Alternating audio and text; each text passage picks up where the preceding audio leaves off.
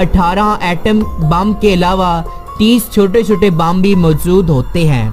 Number 4, पाक F-A-T-50 aircraft. अल्हम्दुलिल्लाह ये भी पाकिस्तान का तैयार करदा फाइटर एयरक्राफ्ट है जो कि पाकिस्तान ने रूसिया के साथ मिलकर बनाया है।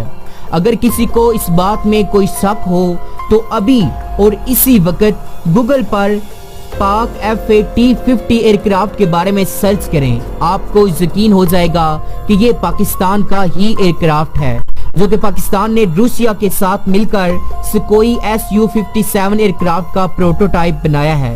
ये एयरक्राफ्ट 1 घंटे के अंदर 2500 किलोमीटर का फासला तय करने की सलाहियत रखता है।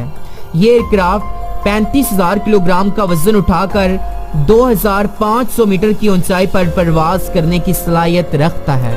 इस एयरक्राफ्ट के अंदर एक गन के साथ साथ 22 हार्ड पॉइंट्स भी होते हैं।